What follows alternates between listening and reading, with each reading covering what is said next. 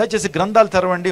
Mark సువార్త 8వ అధ్యాయం 40 నుంచి 42 వరకు నేను చదువుతాను. దయచేసి బైబిల్ గ్రంథాలు తెరిచిన వారందరూ కూడా చూడాల్సిందిగా ప్రభు పేట మీకు మనం చేస్తున్నాను. జన సమూహము ఆయన కొరకు ఎదురు చూచుచుండెను గనుక యేసు తిరిగి వచ్చినప్పుడు వారు ఆయన్ను చేర్చుకునిరి. అంతటి ఇదిగో సమాజ మందిరపు అధికారిని యాయీరు అని ఒకడు వచ్చి యేసు పాదముల మీద పడి ఇంచుమించు 12 ఏండ్ల ఈడుగల తన యొక్కతే కుమార్తె చావ సిద్ధంగా ఉన్నది గనుక తన ఇంటికి రమ్మని ఆయన బతిమలాడుకొనెను. ఆయన వెళ్ళుచుండగా బహుజన సమూహములు ఆయన మీద పడుచుండిరి. అప్పుడు 12 ఏళ్ల నుండి రక్తస్రావం ఒక స్త్రీ ఎవరి చేతను స్వస్థత నొందినదే ఆయన వెనుకకు వచ్చి. చూడండి, మనము ఈ టెక్స్ట్ని మార్కు సువార్త 5వ అధ్యాయంలో చదువుతాం, లూకా సువార్త 8వ అధ్యాయంలో చదువుతాం. ఇక్కడ మనకు కనబడుతున్నాడు ఒక వ్యక్తి. ఆ వ్యక్తి పేరు యాయీరు. చెప్పండి, యాయీరు. యాయీరు అనేటువంటి వ్యక్తి యొక్క జీవితం గురించి పరిశుద్ధ గ్రంథంలో రాయబడింది. బైబిల్లో ఉన్న ప్రతి మాటకు ఒక మంచి అర్థం ఉంది. అర్థం లేకుండా వ్యర్థంగా పరిశుద్ధాత్మదేవుడు ఏ మాటను రాయించలేదు. యాయీరు అనే మాటకు అర్థం ఏంటంటే వెలిగించువాడు, మేలుకొలుపువాడు అని అర్థం. చెప్పండి, యాయీరు అనే మాటకు అర్థం ఏంటి? వెలిగించువాడు, వెలిగించువాడు అని అర్థం. అంటే వెలిగించువాడు అని అర్థం యాయీరు అనే మాటకు. ఈ రోజున ఈ వ్యక్తి జీవితంలో జరిగిన అద్భుతం గురించి ఈ రాత్రి కాలశంలో మీతో మాట్లాడతాను. ఈ రోజున ప్రభు కూడా ఈ లోకానికి గొప్ప వెలుగుగా ఈ లోకానికి వచ్చాడు. యేసు ప్రభు ఈ లోకానికి వచ్చి నేను ఈ లోకానికి వెలుగును అన్నాడు. అవును, యేసుక్రీస్తు ప్రభు వారిని అందు విశ్వాసం ఉంచడం ద్వారా చీకట్లో ఉంటున్న మనల్ని యేసుక్రీస్తు ప్రభు వారు తన ఆశ్చర్యకరమైన వెలుగులోకి నడిపించగలడు. ఉదయాన్నే మనొక ప్రార్థన చేస్తున్న అసతోమ సద్గమయ తమసోమ జ్యోతిర్గమయ మృత్యోర్మ అమృతంగమయ ఓం శాంతి అనేటువంటి ప్రార్థన మన భారతీయులు మాత్రమే కాదు, భారతదేశానికి ఇరువైపుల ఉన్నటువంటి దేశాల్లో కూడా ఈ ప్రార్థన చెప్తారు. ఆ ప్రార్థనకు అర్థం ఏంటంటే అసతోమ సద్గమయ అంటే అర్థం ఏంటంటే అసత్యములు నన్ను సత్యంలోకి నడిపించు. తమసోమ జ్యోతిర్గమయ నేను చీకట్లో ఉన్నాను, నన్ను వెలుగులోకి నడిపించు. మృత్యోర్మ అమృతంగమయ నేను మృత్యువులో ఉన్నాను, నన్ను జీవంలోకి దాటించు అని మనిషి దేవుని కోరుకుంటున్నాడు. ఎప్పుడైతే ఈ 3 ప్రార్థనలకు మనిషికి ఎప్పుడైతే జవాబు వస్తుందో అప్పుడే మనిషి శాంతిని పొందుకుంటాడనేది మనిషి యొక్క ఆలోచన. అందుకే దేవునికి ప్రార్థన చేస్తున్నాడు. దేవుడు అనేటువంటి వాడు మనల్ని చీకట్లోంచి ఆ వెలుగులోకి నడిపించాలి. దేవుడు అనే మాట కూడా అర్థం ఏంటంటే దేవుడు అనేటువంటి వాడు వెలుగైనటువంటి వాడు. దివ్యతి ఇతిహ దేవః అన్నారు. అంటే దేవుడు అనేటువంటి వాడు వెలుగైనటువంటి వాడు. ఇక్కడ మనం చూస్తే యాయీరు అనే మాటకు వెలిగించువాడు. యేసుక్రీస్తు ప్రభువారు మనల్ని ఎందుకు పిలుచుకున్నాడు? యేసుక్రీస్తు ప్రభువారు తన రక్తం చేత మనల్ని ఎందుకు కడుక్కున్నాడు? యేసుక్రీస్తు ప్రభువారు ఎందుకు తాను మనల్ని ఏర్పాటు చేసుకున్నాడంటే ఈ లోకానికి మనం కూడా వెలుగుగా ఉండాలని. ఈ లోకంలో మనం వెలగాలి, ఈ లోకంలో మనం ప్రకాశించాలి, ఈ లోకంలో మనం మండాలి. ప్రైజ్ గాడ్, హల్లెలూయా. యోహాను గురించి సాక్షాత్తు యేసుక్రీస్తు ప్రభువారు సాక్ష్యం ఇస్తున్నారు. యోహాను సువార్త మనం జాగ్రత్తగా చదివితే అతడు మండుచు ప్రకాశించుచున్న దీపమై ఉండెను. Is the burning and shining lamp of God. అతడు మండుచు ప్రకాశించుచున్న దీపం. ఈ రోజున ప్రతి ఒక్కరూ కూడా దేవుడు కోరేటువంటి ఆ కోరిక ఏంటంటే నువ్వు మండాలి, నువ్వు ప్రకాశించాలి, నువ్వు వెలగాలి. ఎంతమంది ప్రకాశించాలనుకుంటున్నారు? ప్రైజ్ గాడ్, హల్లెలూయా. నువ్వు ప్రకాశించాలంటే ఒక విషయాన్ని నేను చెప్పాలి. ప్రకాశించాలని ఆశపడేటువంటి ప్రతి ఒక్కరు కూడా మీరు మండినప్పుడే ప్రకాశిస్తారు. Praise God, hallelujah. The cost of shining is burning. The cost of shining is burning. నీవు ప్రకాశించాలి అంటే, ఆకాశమందు జ్యోతి వలె ప్రకాశించాలంటే, ఒక సూర్యుని వలె నువ్వు ప్రకాశించాలంటే నువ్వు మండాలి, నువ్వు మండాలి. చూడండి, సూర్యుడిని మనం అందరూ కూడా చూస్తుంటాం కదా. ఉదయాన్నే ఉదయిస్తాడు. సూర్యుడు ఎంత ప్రకాశమానంతో ప్రకాశిస్తుంటాడు. అతడి ప్రకాశము భూలోకానికి కూడా వస్తూ ఉంది, ప్రతి ప్రాంతాన్ని వెలిగిస్తూ ఉంది కదండి సూర్యుడు. మరి ఆ సూర్యుడు ఎంత మండుతుంటాడో తెలుసండి. సూర్యుడులో ఎంత మంట ఉంటుందో తెలుసా? వేసవికాలంలో ఆ మంట మనకు తెలుస్తూ ఉంటుంది. 40 డిగ్రీలు 50 డిగ్రీలు మనకి ఉష్ణోగ్రత ఉన్నప్పుడు శరీరాలు మండుతూ ఉంటాయి. ఒక రకంగా చెప్పాలంటే చాలా ఉష్ణోగ్రతలు పెరుగుతుంటాయి. సూర్యుడు మండుతున్నాడు కాబట్టి ప్రకాశిస్తున్నాడు. ఈ రాత్రికాల సమయంలో ప్రియ క్రైస్తవుడా, నువ్వు మండకపోతే ప్రకాశించలేవు. నువ్వు మండకపోతే, నీలో పరిశుద్ధాత్మ మంట లేకపోతే నువ్వు ప్రకాశతను ఇవ్వలేవు. ఈ రోజున నా జీవితాన్ని గురించి మీకు చెప్పడానికి ఇష్టపడుతున్నాను. ఈరోజు అనేక మందికి దీవెనకరంగా, ఆశీర్వాదకరంగా మేము దేవుని సేవకులుగా ఉన్నామంటే, మేము ప్రకాశిస్తున్నాము అంటే మాలో మండేటువంటి అనుభవం ఉంది. ప్రతిరోజు కూడా పరిశుద్ధాత్మ దేవ మీరు మాలోకి వచ్చి మమ్మల్ని మండించండి అయ్యా, రివైవ్ us లార్డ్. ప్రభువా నీ ఆత్మ చేత మమ్మల్ని నింపండి అయ్యా, నీ రక్తము చేత మమ్మల్ని కడగండి అయ్యా, నీ వాక్యము చేత మమ్మల్ని సరిచేయండి అయ్యా అని ప్రార్థనా శక్తి ఎవరైతే కలిగి ఉంటారో వారు మండుతూ ఉంటారు. మండేటువంటి వాడు ప్రకాశిస్తాడు, మండేటువంటి వాడు అనేక మంది దీవెనకరంగా ఉంటాడు. యోహాను ఏ విధంగా మండేటువంటి స్వభావాన్ని కలిగి ఉన్నాడో అతడు ప్రకాశించేటువంటి వాడు కాబట్టి ఆనాడు ప్రభువు కొరకు హతసాక్షిగా మారాడు. అనేక మందిని యేసుక్రీస్తు ప్రభు దగ్గరికి నడిపించాడు, సృష్టికర్త అయినటువంటి దేవుని దగ్గరికి నడిపించాడు. అనేక మందికి వెలుగును ప్రకటించగలిగాడు. అనేక మంది మారు మనసు పొందటానికి దేవాదేవుడు యోహాను ఒక బలమైనటువంటి సాధనంగా వాడుకున్నాడు. ఈ రోజున మండటానికి ఇష్టపడుతున్నావా? దీపాలు ఎంతమంది చూశారు? దీపాలు గుర్తున్నాయి మీకు? ఓకే, అందరి ఇంట్లో దీపాలు ఉంటాయి. ఇప్పుడైతే కరెంట్ వచ్చేసింది, మంచి కరెంట్ బల్బులు వచ్చేసినాయి. కానీ పూర్వదినాల్లో హరికెన్ లాంతలు, ఆ తర్వాత దీపాలు ఉండే. దీపం ప్రజ్వలించాలంటే, దీపం వెలగాలంటే దీపానికి ఏం కావాలి? దీపానికి ఏం కావాలి చెప్పండి? ఆ దీపం వెలగాలంటే అందులో ఏముండాలి? నూనె ఉండాలి కదండి. నూనె కావాలి దీపం వెలిగించబడ్డానికి.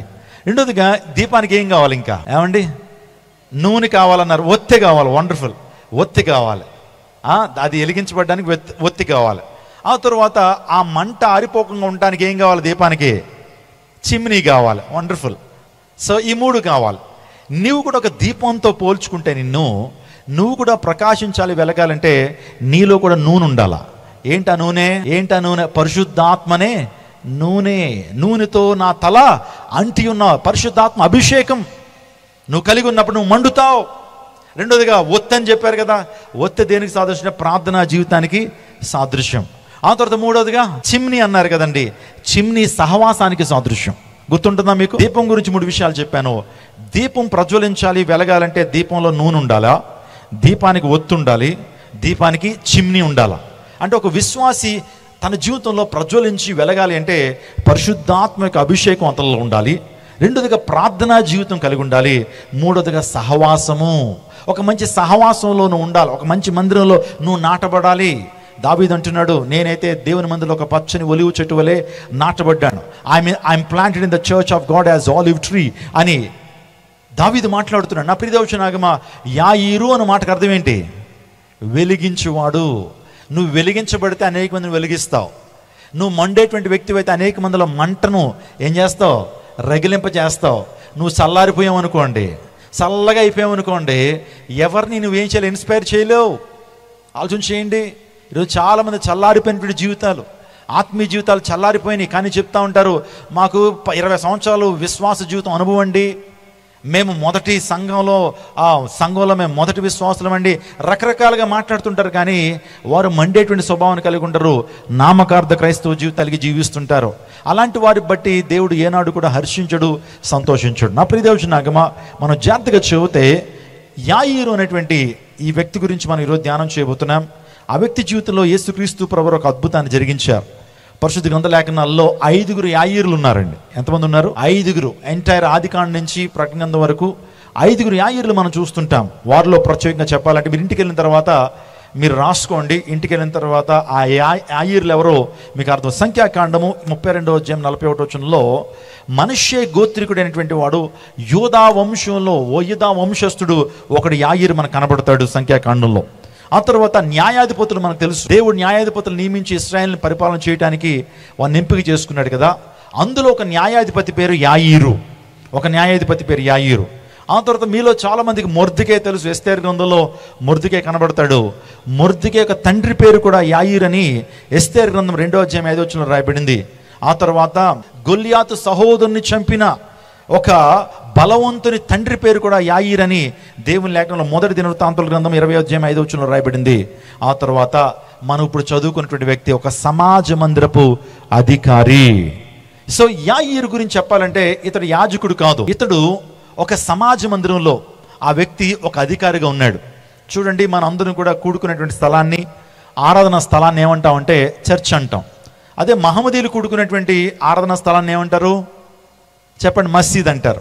మరి యూదులు కూడుకునేటువంటి సమాజ మందిరాన్ని ఏమంటారు? యూదులు కూడుకునేటువంటి ఆ యొక్క ఆరాధన స్థలాన్ని సినగోగ్ అంటారు. ఏమంటారు? సినగోగ్, సమాజ మందిరం అంటారు. మీరు ఇజ్రాయెల్ దేశానికి వెళ్తే సమాజ మందిరాలు ఉంటాయి.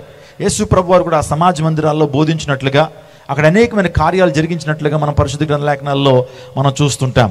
సో ఈ వ్యక్తి వాస్తవానికి ఒక యాజకుడు కాదు, కానీ ఒక కార్యనిర్వాహక అధికారి. సమాజ మందిరంలో, చర్చిలో ఒక అధికారిగా కనబడుతున్నాడు. ఈ వ్యక్తి కపెర్నహూము అనేటువంటి ప్రాంతంలో నివసిస్తున్నాడు. కపెర్నహూము అంటే the city of Jesus, the town of Jesus అన్నారు. కపెర్నహూములో ఒక ప్రముఖుడు. అనేక మంది ఉదయాన్నే అతను కనిపించగానే గుడ్ మార్నింగ్ చెప్తారు, గుడ్ ఈవినింగ్ చెప్తారు, సార్ అని పిలుస్తారు. ప్రముఖుడు ఈ వ్యక్తి. సాధారణమైన వ్యక్తి ఏం కాదు. ఇంకో మాట చెప్పాలంటే యేసయ్యను వ్యతిరేకిస్తున్న గుంపుకు చెందినటువంటి వాడు కూడా. ప్రభువుని వ్యతిరేకిస్తున్న గుంపుకు సంబంధించినటువంటి వాడు. ప్రభువు సువార్తను అడ్డుకునేటువంటి ఒక గుంపులో ఈ వ్యక్తి కూడా సభ్యుడిగా ఉన్నాడు. మీకు అర్థమైందా? యాయీరు గురించి కొంత మీకు ఇంట్రడక్షన్ మీకు ఇవ్వడం జరిగింది. అసలైనటువంటి చరిత్రలోకి మనం వెళ్దాం.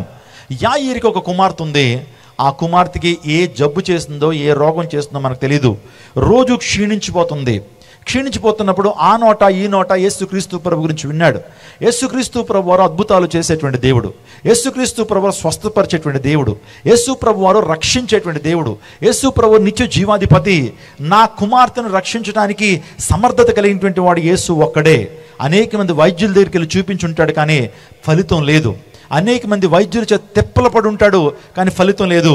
ఎవరో చెప్పుంటారు ప్రభు దగ్గరికి వెళ్తే దేవుడు కార్యం చేస్తాడయ్యా, నిజంగా అద్భుతాన్ని చేస్తాడు అన్నప్పుడు ఆ విశ్వాసంతో, కొద్దిగా విశ్వాసంతో ఆ వ్యక్తి బయలుదేరి ప్రభు దగ్గరికి వస్తున్నాడు.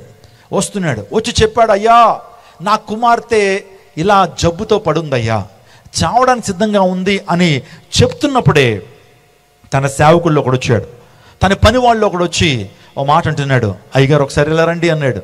ఏంటయ్యా, ప్రభుతో మాట్లాడుతున్నాను కదా, ఏంటి అని అంటే, ఒకసారి ఇలా రండి అన్నాడు. అని చెప్తున్నాడు. ఏమో తెలుసా, అయ్యా ఆ బోధకుడిని ఇబ్బంది పెట్టద్దయ్యా, యేసయ్యని ఇంక ఇబ్బంది పెట్టద్దయ్యా, నీ కుమార్తె చనిపోయింది, your daughter has passed away అని చెప్పగానే కుప్పకూలిపోయి ఉంటాడండి. నిజంగా ప్రభువు దగ్గరికి వెళ్ళి ప్రార్థన చేయిద్దాం, ప్రభు ఏదైనా అద్భుతం చేస్తాడని వచ్చాడు. అంతలోనే కుమార్తె చనిపోయేటప్పటికి ఈ విషయం కాస్త ప్రభువుకు తెలిసింది. ప్రభు కూడా విన్నాడు. వెంటనే అంటున్నాడు, అయ్యా భయపడద్దయ్యా, నమ్మిక మాత్రం ఉంచు. ప్రైజ్ గాడ్, హల్లెలూయా. యాయీరు భయపడొద్దు, నమ్మిక మాత్రం ఉంచు. కుమార్తె చనిపోయిందండి. చనిపోయినప్పుడు దేవుడు మాట్లాడుతున్నాడు, భయపడొద్దు, నమ్మిక మాత్రం ఉంచు. ఈ రోజున మొదటి వర్తమానంగా ఈ సభల్లో దేవుడు నీకు ఇస్తున్న వాగ్దానము, భయపడొద్దు, యేసయ్య మీద నమ్మిక మాత్రం ఉంచుము. Do not be afraid, fear not, just trust God. దేవుని యందు విశ్వాసం ఉంచండి చాలు. ఈ రోజున భయం గుప్పిట్లో ఉండి ప్రాంతానికి వచ్చేవేమో, నువ్వు ఏదో భయంతో వచ్చేవేమో, నీకున్నటువంటి పరిస్థితిని బట్టి భయపడుతున్నావేమో. రాత్రి పడుకుని నిద్ర పట్టలేని పరిస్థితి, నీ నీడను చూసుకుని నువ్వే భయపడుతున్నావు, ప్రతి దానికి భయపడుతున్నావు. నా బిడ్డలు ఎలా వృద్ధిలోకి వస్తారంటే భయం, చదువుకున్న విద్యార్థులు రేపొద్దున నాకు ఉద్యోగం వస్తుందా రాదనేటువంటి భయం, చాలామంది పెద్దలకి భయం, చిన్న అనారోగ్యం రాగానే చచ్చిపోతాననేటువంటి భయం, ఏదో రకమైన భయం. ఈ వ్యసనం నన్ను నిజంగా మరణానికి తీసుకెళ్ళిపోద్దామనేటువంటి భయం. ప్రతి ఒక్కరిలో కూడా భయం ఉంది. రోజున నాకు భయం లేదు అని నువ్వు అంటే కనుక నువ్వు అబద్ధికుడివే. నువ్వు దేనికి భయపడినా భయపడకపోయినా మరణానికి భయపడతావు. కడపడ నశింపచే శత్రు మరణం కదండి. మరణము ముందు ప్రతి ఒక్కరు భయపడాల్సిందే. ఇప్పుడు ప్రభు ఒక మాట చెప్తున్నాడు, నమ్మిక మాత్రం ఉంచుము, భయపడద్దు. యాయీరు నమ్మిక. ఈ రాత్రి కాల సమయంలో ఒకవేళ భయంతో ఈ ప్రాంతానికి వచ్చినట్లయితే ప్రభువే నీతో సూటిగా తేటగా మాట్లాడుతున్నాడు, భయపడొద్దు. చిన్న మందా భయపడొద్దు అని ప్రభు మాట్లాడుతున్నాడు. నేను మీ మధ్య అద్భుత కార్యం జరిగించును కాబట్టి భయపడొద్దు అని హోషియా ద్వారా మాట్లాడుతున్నాడు. రేపు మీ మధ్య అద్భుత కార్యం జరిగించును కాబట్టి భయపడొద్దు. నా ఆత్మ మీ మధ్య ఉంది కాబట్టి భయపడవద్దు. ఏ ఆత్మది? మనల్ని ధైర్యపరిచేటువంటి ఆత్మ. దేవుడు మనకు పిరికితన ఆత్మను ఇవ్వలేదు. For God has not given us a spirit of timidity, but has given us a spirit of boldness and self-control. దేవుడు మనకిచ్చిన ఆత్మ, పరిశుద్ధాత్మ, మనకు పిరికితనం కలుగు చేసేటువంటి ఆ యొక్క పరిస్థితి లేదు, కానీ ధైర్యముతోనూ ప్రేమతోనూ ఇంద్రియ నిగ్రహంతో కూడినటువంటి పరిశుద్ధాత్మను దేవుడు మనకి వరంగా ఇచ్చాడు, కానుగిచ్చాడు. అందరికి దేవునికి స్తోత్రం, హల్లెలూయా. ఈ రాత్రి కాల సమయంలో భయపడవద్దు, నమ్మిక మాత్రం ఉంచుము. భయపడుతున్నావా? ఆలోచన చేయి. అసలు నీకులో భయం ఎందుకు వచ్చింది? మానవ జాతికి అసలు భయం ఎందుకు వచ్చింది అని అంటే పాపం ద్వారానే భయం, పాపం చేయడం ద్వారానే భయం. ఆదిపితరులు అంటే ఆదామవ్వలు తినవద్దన్న పండును తిన్నారు, ఆజ్ఞాతిక్రమం అనే పాపం చేశారు కాబట్టి దేవునికి భయపడ్డాడు. అప్పుడు వరకు దేవుడు అంటే వాస్తవానికి ఆదాము చాలా నేరుగా ధైర్యంగా వెళ్తుండేటువంటి వాడు ప్రభు దగ్గర. కానీ ఎప్పుడైతే పాపం చేశాడో ఆ చెట్ల చాటును దాక్కున్నాడు. దేవుడు పిలుస్తున్నాడు, ఆదాము ఎక్కడా అని పిలిస్తే నువ్వు తినవద్దన్న పండును తిని భయపడి దాక్కున్నావు అన్నాడు. అంటే పాపం చేయడం ద్వారా ఈరోజు మనిషికి భయం వచ్చింది. ఆదాములో వచ్చిన భయం మనందరిలో కూడా సంక్రమిస్తూ ఉంది. ఎప్పుడైతే నీ హృదయంలోంచి పాపం బయటికి వెళ్ళిపోద్దో, నీ పాపానికి ప్రక్షాళన జరుగుతుందో, నీ పాపానికి ప్రాయశ్చిత్తం జరుగుతుందో, నీలో పాపంతో పాటు భయం కూడా బయటికి వెళ్ళిపోద్ది. గట్టిగా చప్పలు కొట్టండి. నీలో ఉన్న పాపంతో పాటు భయం కూడా బయటికి వెళ్ళిపోద్ది. నా ప్రియదేవచనాగమ, యేసయ్యను నమ్ముకున్నటువంటి వారు, యేసయ్యను తమ సొంత రక్షణ అంగీకరించినటువంటి వారు మరణానికి కూడా భయపడరు. హల్లెలూయా. నా మట్టుకైతే బ్రతుకు క్రీస్తే, చావైతే లాభము అని అపోస్తలుడు పౌలు అంటున్నాడు. For me to leave is Christ but death is gain. నా మట్టుకైతే బ్రతుకు క్రీస్తే, చావైతే లాభము. నా ప్రియదేవచనాగమ, ఎప్పుడైతే ప్రభువైన యేసుక్రీస్తు ప్రభు వారు యాయీరు ఇంటికి వస్తున్నాడు, ప్రైజ్ గాడ్, హల్లెలూయా. భయపడొద్దు, నమ్మిక మాత్రం ఉంచని చెప్పి ప్రభువైన యేసుక్రీస్తు ప్రభు వెనక్కి వెళ్ళిపోలేదు. అతనికి అభయహస్తాన్ని ఇచ్చాడు, వాగ్దానం ఇచ్చాడు. ఆ వాగ్దానం నెరవేర్చుకోవడం కొరకు ఆయన తన ఇంటికి వెళ్తా ఉన్నాడు. హల్లెలూయా. ఈరోజు చాలా మంది వాగ్దానాలు చేయొచ్చు, వాగ్దానాలని నెరవేర్చరు. చాలామంది రాజకీయవేత్తలు ఎలక్షన్స్ ముందు వాగ్దానాలు చేస్తారు. నాకు పార్టీ గురించి మాట్లాడట్లేదు, బేసికల్గా పొలిటికల్ లీడర్స్ అందరూ కూడా ఏమంటే ఎలక్షన్స్ ముందు వాగ్దానాలు చేస్తారు. అయిపోయిన తర్వాత నెరవేరుస్తారా? అయిపోయిన తర్వాత నెరవేర్చడంలో కొద్దిగా జాప్యం ఉండొచ్చు, నెరవేర్చే విషయంలో నమ్మకత్వాన్ని కలిగి ఉండరు. కానీ జగద్రక్షకుని యేసుక్రీస్తు ప్రభువారు, సకల చరాచర సృష్టిని తన నోటి మాట ద్వారా కలుగు చేసినటువంటి సర్వేశ్వరుడైనటువంటి దేవుడు వాగ్దానం చేస్తే వాగ్దానాన్ని మేరతాడా? వాగ్దానం చేస్తే దాన్ని గట్టు మీద పెడతాడా? ఆకాశము భూమి అయినా గతించిపోతేమో కానీ దేవుడు వాగ్దానం చేస్తే ఆ వాగ్దానాన్ని ఖచ్చితంగా నెరవేరుస్తాడు. గట్టిగా చప్పలు కొడుతూ దేవుని నామం పరచండి. హల్లెలూయా. దేవుడు మనందరికీ వాగ్దానాన్ని ఇచ్చాడు. పరిశుద్ధాత్మను మీ కొరకు పంపిస్తానని వాగ్దానం చేశాడు. ఆ వాగ్దానం నెరవేర్చుకున్నాడా లేదా? నేను మీ కొరకు స్థలము సిద్ధపరచ వెళుతున్నాను. I'm going to prepare the place where I'm dwelling. In my father's house there are so many mansions, if not I will let you know అని ప్రభు మాట్లాడినటువంటి దేవుడు పరలోక రాజ్యంలో మన కొరకు స్థలాలు సిద్ధపరుస్తున్నాడు. వాగ్దానాన్ని నెరవేర్చేటువంటి వాడు, రెండోసారి లోకానికి వస్తానని వాగ్దానం చేసినటువంటి వాడు, వాగ్దానం చేసిన వాడు మాట తప్పుతాడు అనుకుంటున్నావా? రెండోసారి జగద్రక్షకుని యేసుక్రీస్తు ప్రభు వారు యోధా గోత్రపు సింహంగా ఈ లోకానికి రాబోతున్నాడు. ఆమేన్. నా ప్రియదేవచనాగమ, యాయీరింటికి వెళ్ళాడండి. యాయీరింటికి వెళ్ళి అప్పటికే కుమార్తె చనిపోయింది కదా, ఏమంటే అధికారి కదా, గొప్పవాడు కదా, ప్రముఖుడు కదా, కపెర్నహూములో ప్రముఖుడు కదా. సో మా అధికారి కుమార్తె చనిపోయింది అని చెప్పి ఆ నోట ఈ నోట తెలిసేటప్పటికి అందరూ, ఊరు ప్రజలందరూ కూడా ఎవరింటికి వచ్చారు? యాయీరింటికి వచ్చారు. యాయీరు ఇల్లంతా కోలాహలంగా ఉంది, సందడి వాతావరణం ఉంది. సో ఆ ప్రజలతో పాటు గొల్లు చేసేవారు వచ్చారట, పిల్లను గురువులు వాయించేటువంటి వారు వచ్చారట, అంటే మ్యూజిషియన్స్ వచ్చేసారు. డప్పు డమారాలు వాయించేటువంటి వారు వచ్చారు, గొల్లు చేసేటువంటి వారు అంటే గట్టిగా ఏడ్చేటువంటి వారు వచ్చారు. నిజంగా ఆ యొక్క ఫ్యూనరల్ కార్యక్రమాన్ని, సమాధి కార్యక్రమాన్ని జరిగించడానికి అందరూ వస్తే ఇల్లంతా కిటకిటలాడుతూ ఉంది. ప్రభువు లోపలికి వెళ్ళటానికి ఏమి లేదు, స్థలం లేదు. లోపలికి వెళ్ళటానికి ప్రభువుకి స్థలం లేకపోతే ప్రభు వెంటనే అన్నాడు, నాకు స్థలం ఇయ్యుడి. ఏమన్నాడు? నాకు స్థలం ఇవ్వండి, గివ్ మీ ఎ రూమ్, నాకు స్థలం ఇవ్వండి అనగానే వెంటనే యాయీరు తన అధికారంతో అందరూ ఖాళీ చేసేసేయండి, అందరూ ప్రభుకి ఏమివ్వండి, స్థలం ఇవ్వండి అని ఖాళీ చేసి అందరినీ పంపించి, నాయన రా, నాయన నా ఇంట్లోకి రా నాయన అని ప్రభువుని ఆహ్వానించాడు ఇంట్లోకి. ఈరోజు ప్రభు కూడా ఇదే క్వశ్చన్ అడుగుతున్నాడు, నాకు స్థలం ఇస్తావా? నీ హృదయంలో నాకు స్థలం ఇస్తావా? నీ హృదయంలో పిల్లను గ్రోవులు వాయించేటువంటి వారికి ఏముంది? స్థలం ఉంది. గొల్లు చేసేటువంటి వారికి స్థలం ఉంది. అల్లరితో కూడిన ఆటపాటలకి నీ హృదయంలో చోటు ఉంది. పాపానికి నీ హృదయంలో చోటు ఉంది. అక్రమంగా జీవించడానికి నీ హృదయంలో చోటు ఉంది. బూతు మాటలకి నీ హృదయంలో చోటు ఉంది. ఇంకా చెప్పాలంటే డబుల్ మీనింగ్తో కూడినటువంటి మాటలు మాట్లాడడానికి నీ హృదయంలో చోటు ఉంది. పాపం చేయడానికి చోటు ఉంది. కానీ ప్రభువుకు మాత్రం ఏమీ లేదు, చోటు లేదు. చూడండి, ఈ రోజున మనుషులకి దేవునికి చోటు ఎవరండి, వెలుగుకు చోటు ఎవరు? ఈ రోజున చాలామందికి వెలుగుకు చీకటగా, చీకటి వెలుగుగా, నీతేమో అవినీతిగా, అవినీతేమో నీతిగా. దేవుని సన్నిధి అంటే అదేదో చెడిపోయినటువంటి అంశంగా, సినిమాలు, సినిమా పాటలు ఇవన్నీ కూడా రంజుగా ఉన్నాయంటే నీకేం గరిచింది? నీలో ఏముంది? పాపం ఉంది. అందుని బట్టి పాపం హృదయంలో ఉన్నటువంటి వాడికి అంతా రివర్స్ కనబడుతుంది. చక్కగా మందిరంలోకి బైబిల్ పట్టుకుని వస్తే వాళ్ళు నీకు ఎలా కనబడతారు తెలుసా? వీళ్ళేదో చేతకానటువంటి వారు, గొర్రెలు అంటావు. అదే మందుబాట్లు పట్టుకుని రోడ్డు మీద తిరుగుతుంటే, అన్నా నీ అంత తోడు లేడన్నా, అసలు బాబోయ్ ఈ యొక్క ప్రాంతంలో నీ అంత గొప్పోడు లేడని అంటావు. అంటే తప్పు చేస్తున్న వాడిని పొగుడుతావు, మంచిగా బ్రతుకుతున్న వారిని తిడతావు. అంటే నీకేం గరిసింది? అర్థమైందా మీకు? సో అందుని బట్టే రోమపత్రికలో ఉంది ఏమనంటే తెలుసా, ప్రజలట వేదనకు కారణం ఏంటంటే సత్యమునకు లోబడక దుర్నీతికి లోబడేటువంటి వారికి వేదన అన్నాడు. అంటే మనుషులు సత్యమునకు లోబడక దుర్నీతికి లోబడుతున్నారట, అందుని బట్టే మనిషి జీవితంలో వేదన ఉందట. వెలుగును ప్రేమించగా చీకటిని ప్రేమించేటువంటి వారికి వేదన.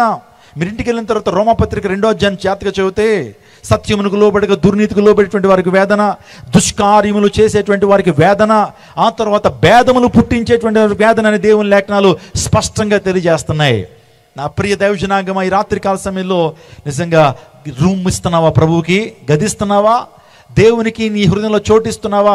అలా ఇస్తే యేసుక్రీస్తు ప్రభు నీ హృదయంలోకి వచ్చి నీ జీవితాన్ని మారుస్తాడు. నీలో ఉన్న అవిధేయతను, నీలో ఉండే పాప స్వభావాన్ని తీసివేసి నీ జీవితాన్ని వెలుగుమయం చేస్తాడు. గట్టిగా చప్పలు కొడుతూ దేవుని నామాన్ని మహింపరచండి.